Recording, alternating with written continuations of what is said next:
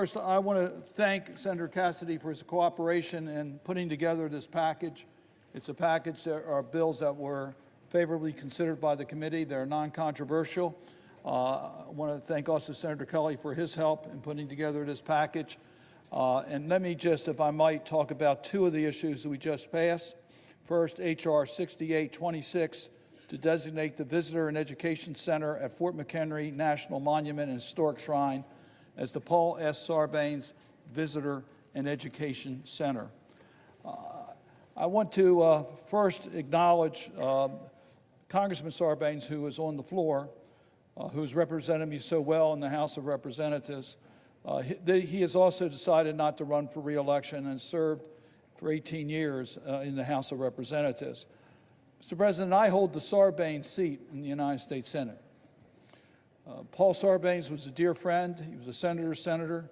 He was deeply respected by all members of this body. I think it's particularly appropriate that he is honored with the naming of the Fort McHenry National Monument and Historic Shrine Visitor Center and Education Center. The late Paul Sarbanes was a tireless advocate to preserve Fort McHenry in Baltimore, Maryland. Senator Sarbanes worked to honor the site and elevate the history of the War of 1812 and the national consciousness throughout his career. I got to know Senator Sarbanes when we were both elected at the same time to the Maryland House of Delegates many years ago. He would go on to serve in the House of Representatives on the Judiciary Committee, which he was given the responsibility of the first article of impeachment against President Nixon during the Watergate scandal. Later, while serving in the Senate in the aftermath of the 2002 Enron scandal, Senator Sarbanes worked in a bipartisan manner to pass the Sarbanes-Oxley legislation. Then President George W. Bush called the Sarbanes-Oxley bill the most far-reaching reforms of the American business practices since the time of Franklin Delano Roosevelt. He had a long and distinguished career of public service to the nation and throughout. He never forgot his Baltimore roots. He saw Fort McHenry as a national treasure in the city and a site worth celebrating.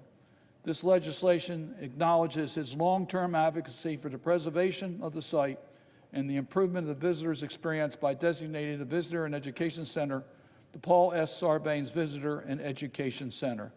It's a fitting tribute to name the Visitor Center at Fort McHenry National Monument and Historic Shrine after a true American hero, Paul S. Sarbanes.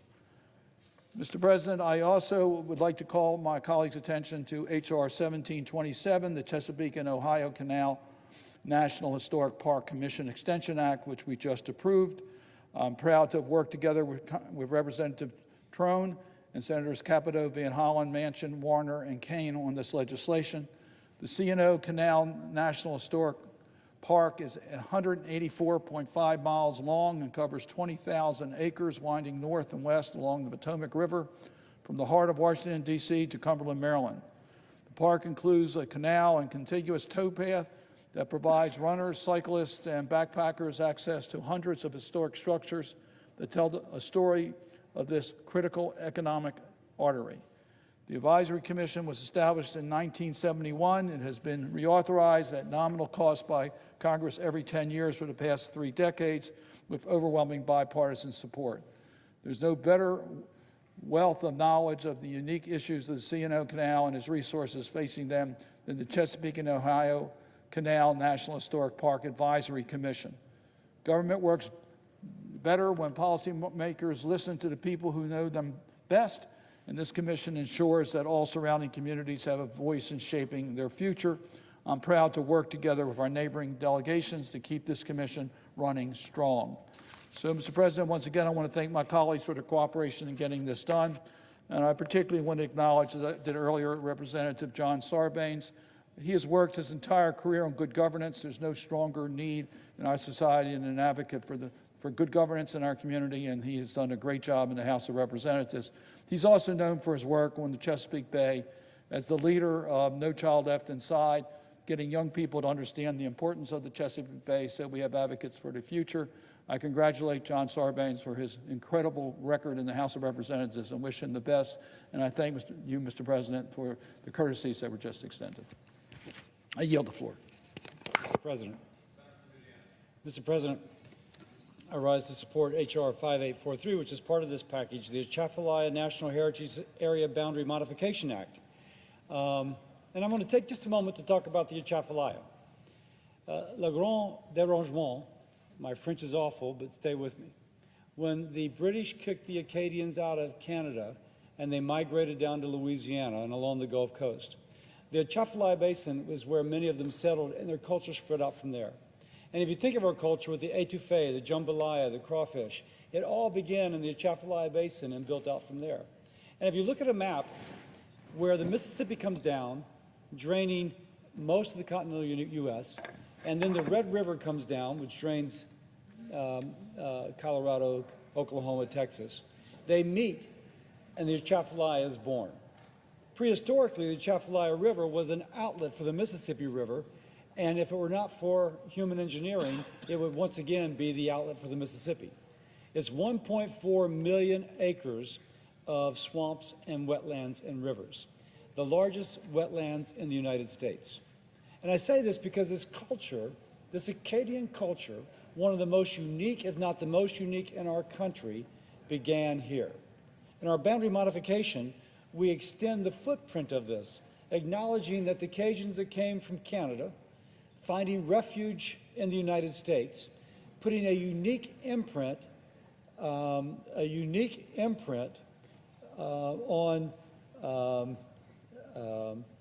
our country. And I hesitate because I'm thinking, for example, Breaux Bridge, Louisiana, is the crawfish capital of the world. Now, we're the only state, I'm sure, the crawfish capital of the world. But to show where that goes, yesterday I'm at a truck stop and in Arkansas. And I stop and they're selling crispy, crunchy chicken. And the crispy, crunchy chicken, I can get a side. And it's jambalaya, it's red beans and rice, and it's something else. So I said, this is Louisiana Day. And the guy laughed, he goes, it sure is. And so that food that began when those Acadians settled there has spread out. What this does is it expands that footprint. It allows more of a celebration of that culture, a preservation of the sportsman's paradise, and along the way, create a lot of jobs. It's got support across Louisiana, including from the original 14 parishes within the national, within the National Heritage Area. So, I thank my colleagues for getting this across the line. I'm just very pleased about it, and I look for the Atchafalaya National Heritage Area educating even more Americans as to the wonders of my state. With that, I yield.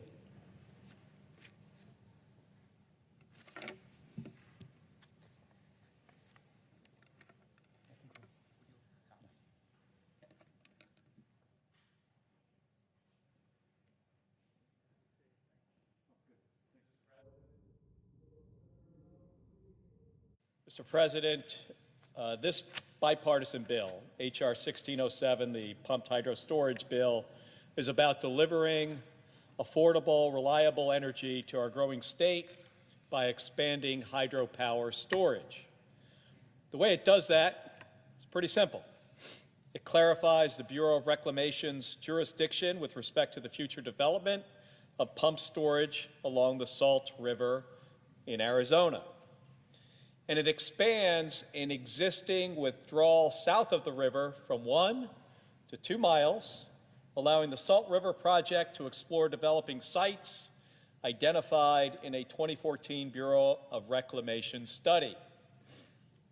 This could ultimately bring upwards of 2,000 megawatts of energy storage capacity to the state of Arizona, providing clean energy and improving grid reliability as the demand for energy grows in the coming years.